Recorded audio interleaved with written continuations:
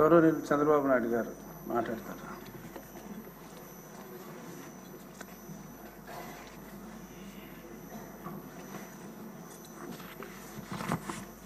అధ్యక్ష,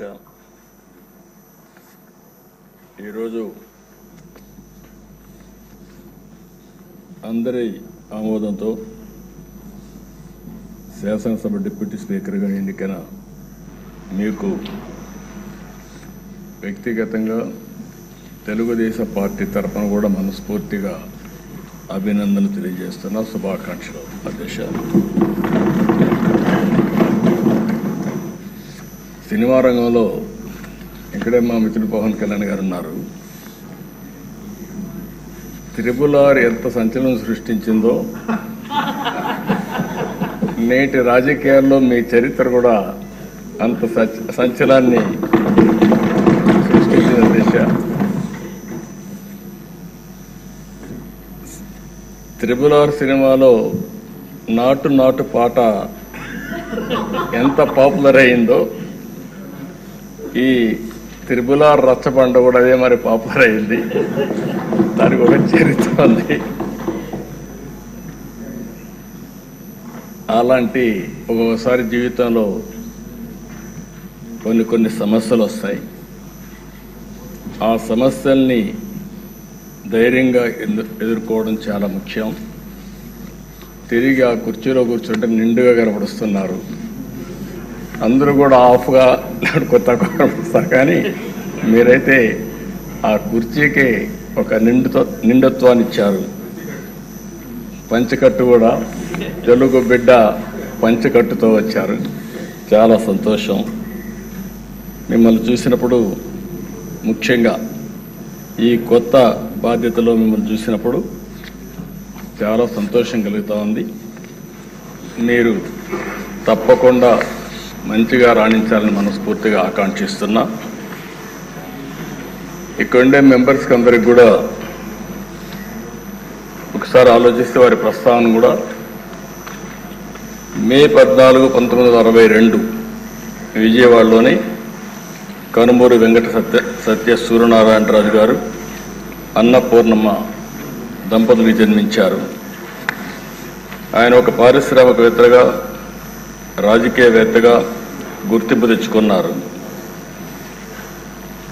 రఘురామకృష్ణరాజు గారు విశాఖపట్నంలోని ఆంధ్ర విశ్వవిద్యాలయంలో పోస్ట్ గ్రాడ్యుయేషన్ చేశారు. డిస్టింక్షన్లో పాస్ అయ్యారు. అప్పటి నుంచి కూడా మీరు ఎక్కడ చూసినా ఉత్సాహంగా మెరిట్లోనే ఉన్నారు. ఆయన మొదటి నుంచి మెరిట్ స్టూడెంట్. ఇండస్ట్రీ కూడా విద్యుత్ రంగంలో, ఎడిబుల్ ఆయిల్స్లో ఇలాంటి వ్యాపారాలు కూడా చేసి గుర్తింపు తెచ్చుకున్నారు. వాళ్ళ కుటుంబానికి కూడా రాజకీయ నేపథ్యం ఉంది. శిరీష్ రాజు గారు, వీళ్ళ తాతగారు, ఆయన జిఎస్ రాజు గారు 1958 నుంచి 64 వరకు ఏపీ లెజిస్లేటివ్ కౌన్సిల్ పదవికి మొట్టమొదటిసారిగా డిప్యూటీ చైర్మన్గా పనిచేశారు.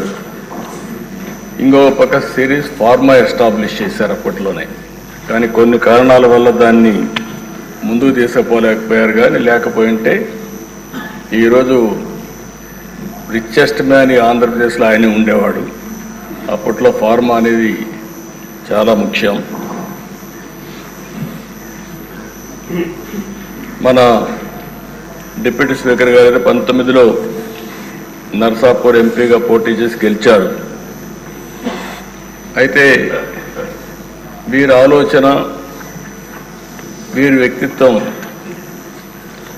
మామూలుగా ఉండేవాళ్ళకి అడ్జస్ట్ కాలేరు.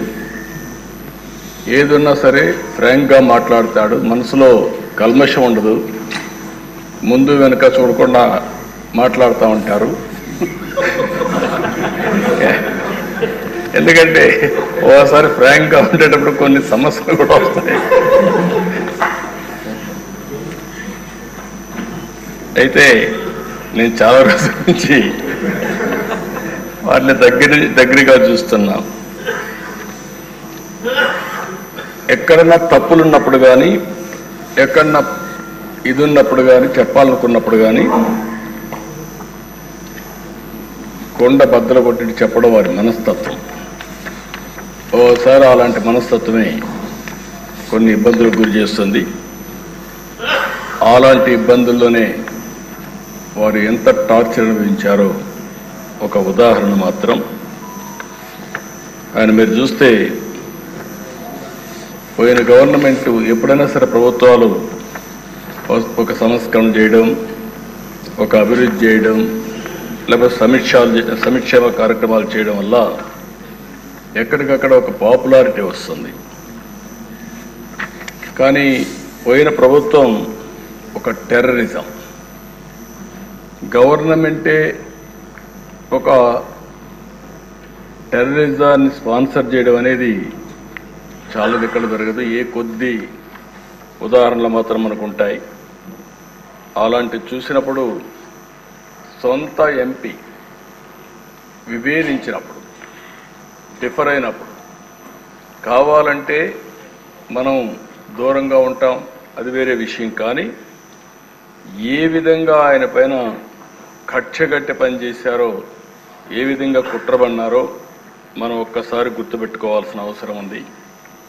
ముందు బెదిరించారు, భయపెట్టాలని చూశారు, కానీ ఏమాత్రం తగ్గలేదు. ఈయన నమ్ముకున్న సిద్ధాంతం ప్రకారం ముందుకు పోయి మాట్లాడే పరిస్థితికి వచ్చారు. అయితే మనం అందరం కూడా చూస్తే అలాంటి సందర్భంలో ఏకపక్షంగా తన సొంత ఎంపీ మీద రాజద్రోహం కేసు నమోదు చేసి, లేని కేసును నమోదు చేసి, ఆయన ఏమి కుట్రలు చేయలేదు, రాజద్రోహం చేయలేదు, లేకపోతే ఏదో పెద్ద ఇచ్చేసే సందర్భం లేవు, మనందరూ కూడా తెలుసు. రాజద్రోహం కేసు నమోదు చేసి 2021 మే 14వ తేదీన, మే 14వ తారీఖున ఆయన పుట్టినరోజు.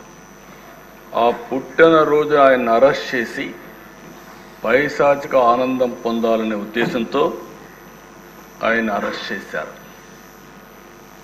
ఆ రోజు మీరు చూస్తే ఒక ఎంపీ పోలీస్ కస్టడీలో టార్చర్ చేయడం దేశంలోనే ఒక పెద్ద సంచలనమైంది. సిఐడి సీనియర్ అధికారులు, ఐపీఎస్ అధికారులు పోలీస్ కస్టడీలో ఒక ఎంపీని ఇలా హింసించిన సంఘటన భారతదేశ చరిత్రలో, నేను కూడా రాజకీయాల్లో 40 సంవత్సరాల నుంచి ఉన్నా, చాలా సంఘటనలు చూశాను. ఇదే మొదటి సంఘటన, ఇదే ఆఖరి సంఘటన నా అభిప్రాయం. నేను ఎప్పుడు చూడలేదు ఇలాంటి సంఘటన, ఎప్పుడు వినలేదు. ఆ రోజు మీరు చూస్తే 2021 మే 14వ తేదీన రఘురామరాజు గారి పైన సుమోటోగా కేసు పెట్టారు. ప్రభుత్వాన్ని కూలదోయడంలో భాగంగా కుట్ర చేశారని రాజద్రోహం కేసు పెట్టారు. TV5 ABNతో కలిసి కుట్ర చేశారని ఆరోపించారు. 9 గంటలకు కంప్లైంట్ పెట్టారు, 10 గంటలకు FIR నమోదు చేశారు. మధ్యాహ్నం 2 గంటలకు హైదరాబాద్లో ఇంట్లో ఉంటూ వచ్చి అరెస్ట్ చేశారు. అంటే మీరు గుర్తుపెట్టుకోవాల్సింది, 9 గంటలకు కంప్లైంట్ ఇస్తారు, 10 గంటలకు FIR రిజిస్టర్ చేస్తారు. ఆంధ్ర పోలీసులు హైదరాబాద్కు వచ్చి 2 గంటలకు అరెస్ట్ చేసి అక్కడి నుంచి ఈయన తీసుకొస్తారు. ఆ రోజు శుక్రవారం నేరుగా, మళ్ళా దీనికి శుక్రవారానికి కూడా ఒక సిగ్నిఫికెన్స్ ఉంది. శుక్రవారం అయితే ప్రొక్లైన వచ్చి ఎక్కడికక్కడ కూల్చివేతలు చేస్తారు. శుక్రవారం కానీ అరెస్ట్ చేస్తే కోర్టు ఉండదు కాబట్టి జైల్లో పెట్టొచ్చని ప్రయత్నం చేస్తూ కరెక్ట్గా అదే శుక్రవారం ఎంపిక చేసుకొని ఇక్కడికి తీసుకొచ్చారు. ఇక్కడ చూస్తే గుంటూరు సిఐడి ఆఫీస్ వారు కొన్ని విషయాలు చెప్పారు. తర్వాత బయట వచ్చినాక నేను ఆ రోజు ఒక పార్టీ అధ్యక్షుడిగా రాష్ట్రంలో ఎవరిని అరెస్ట్ చేసినా పార్టీతో సంబంధం లేకపోయినా రాజకీయాల్లో సంబంధం లేకపోయినా వాళ్ళు ఎవరిని అరెస్ట్ చేసినప్పుడు సోషల్ యాక్టివిస్టులు అరెస్ట్ చేస్తే కూడా మళ్ళా వాళ్ళని బైక్ తీసుకురావడానికి ప్రయత్నం చేసేవాడిని. ఆ పరిస్థితిలోని ఈయన కేసు కూడా నేను నేరుగా పర్యవేక్షిస్తూ ఎప్పటికప్పుడు పార్టీలో మేము మాట్లాడుకుంటూ వస్తున్నాం. ఆ రోజంతా కూడా ఆయన అరెస్ట్ చేసినప్పుడు నుంచి తీసుకువచ్చే దారిలో కానీ ఏమేం జరుగుతుందో ఎప్పటికప్పుడు మానిటర్ చేస్తున్నాం. అదే రోజు రాత్రి 5 ముసుగులో వచ్చి ఎంపీ పైన విపరీతంగా, అంటే పోలీస్ కస్టడీలో ఉండేటప్పుడు పోలీసులు వాళ్ళ దగ్గర పెట్టుకున్న రాత్రిలో ఈయన పైన దాడి చేయడం అనేది, పోలీసులు ఇలాంటి తప్పుడు పనులు చేయడంలో ఏ విధంగా మనసు వచ్చిందో నాకైతే అర్థం కాలేదు. కాళ్ళు కట్టేసి టిపికల్గా లాఠీలు రబ్బర్ బెల్ట్తో 5 దఫాలుగా, అంటే ఆ రబ్బర్ బెల్ట్ కూడా ఆయన చెప్పినట్టు ఆ రోజు నేను విన్నాను.